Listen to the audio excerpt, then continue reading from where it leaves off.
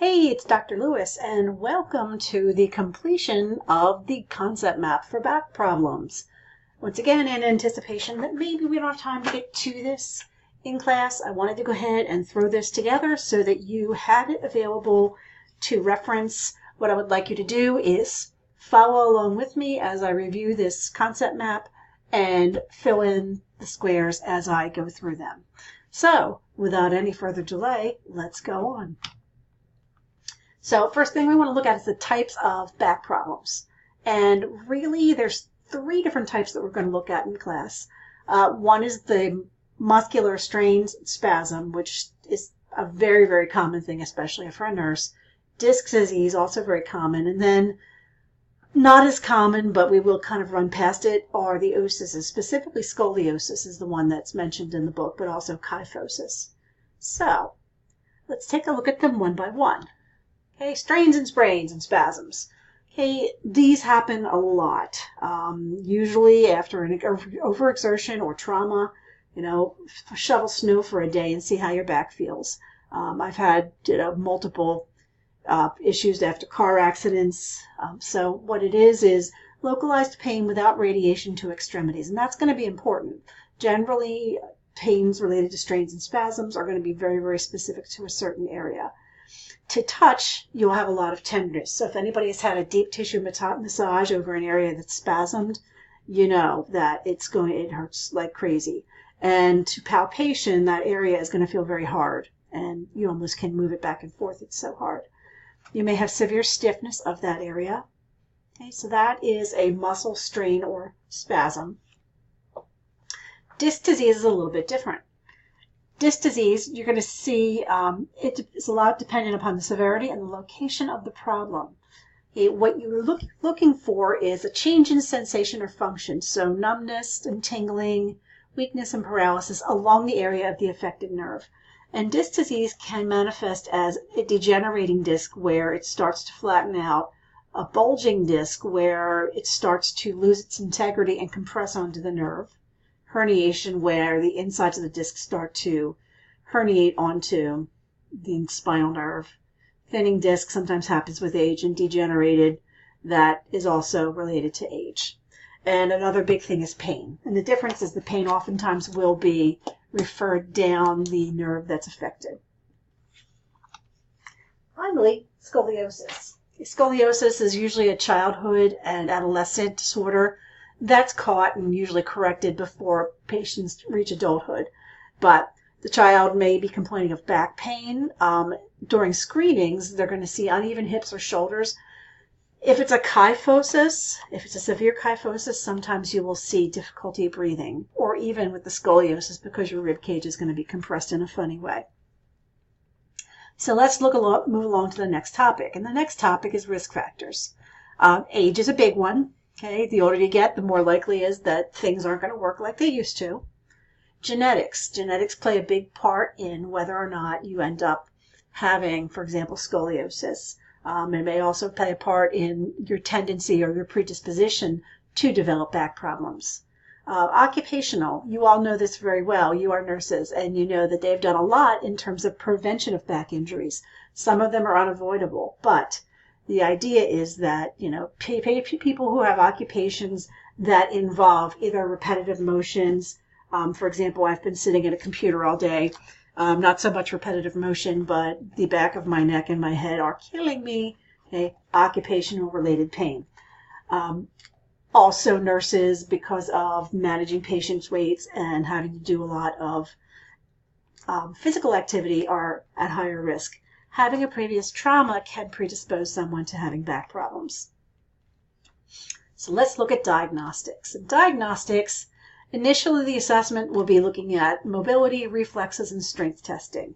And some of this is determined if it is a nerve affected and the degree to which that nerve is affected. Usually your CAT scan is going to be your next go-to to get a look in there.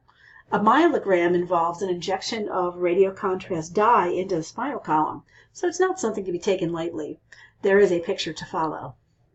There's also something called an electromyogram, which is not the same thing, and I'll show you a picture of that. And then diagnostics as far as scoliosis goes is childhood or adolescent screenings. So if we look at scoliosis, and during the screenings, you're going to be looking at things like an SRC-shaped curve. They will look to see if the shoulders are level. If the child bends forward, you look at the height of the rib cage, and you also look at the level of the hips. Okay, the top two pictures are a myogram, basically injecting dye into the spinal column and then taking an x-ray to see if there's areas that are compressed, and you can see on the right there that there are. A electromyogram over here on the right lower side is looking at applying a stimulation of a nerve and putting sensors or electrodes further down to measure how that nerve is transmitting. Okay, pharmacology. This is a huge category when it comes to back pain and back problems. When it comes to back pain, your first line is going to be the NSAIDs. And the NSAIDs can be anything such as ibuprofen, celecoxib, which is a COX-2 inhibitor, and it's Celebrex. What's it called? Voltaren, I think it is. No, not Voltaren.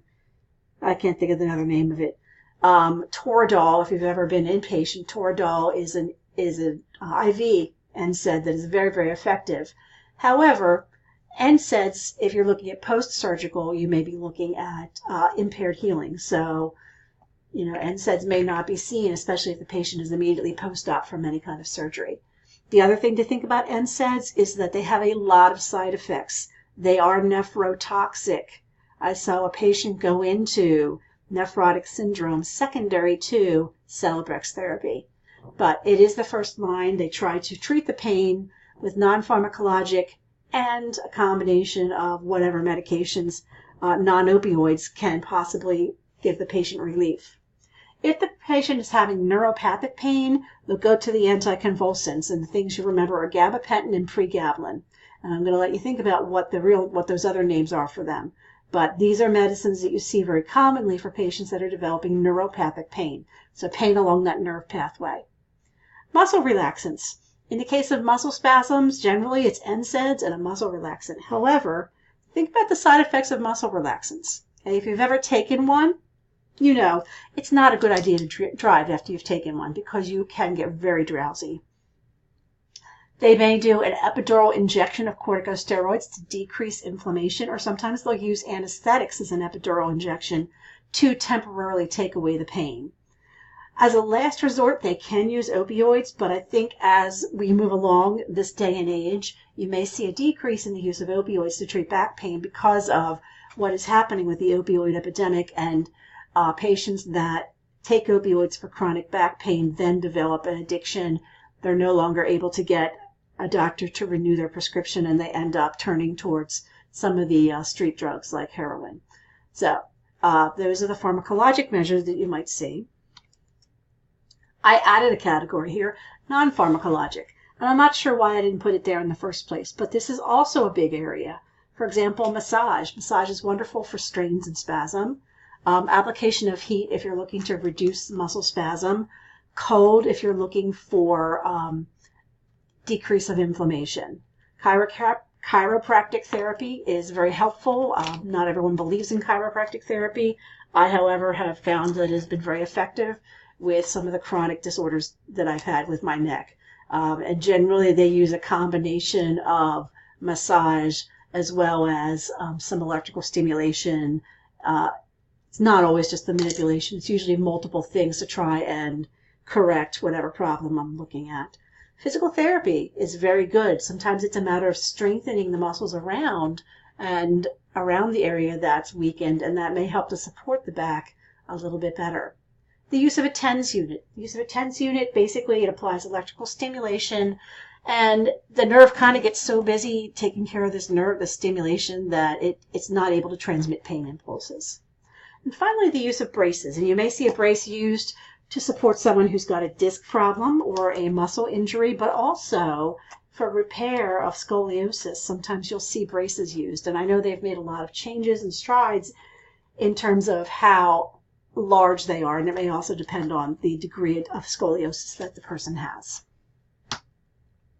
Surgical treatment. Okay, there's multiple things they can do. They can go in and take the lamina out. And the lamina is that kind of cage-like apparatus around the spinal cord. They can take that out, and it basically gives the spinal cord more room to expand when you have a disc compressing it from the other side. They can do a discectomy, where they can actually take out a disc that's ruptured, and it will decrease the problem. A spinal fusion usually involves taking a bone graft and taking out the disc that's causing the problems.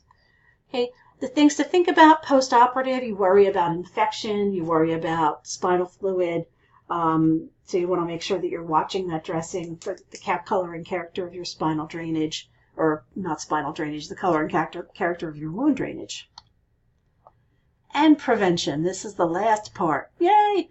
Okay, and prevention is all about maintaining good body weight, using proper body mechanics, posture, and I might add one because in my career over the last 30 years, they've done a lot to assist nurses to prevent back problems.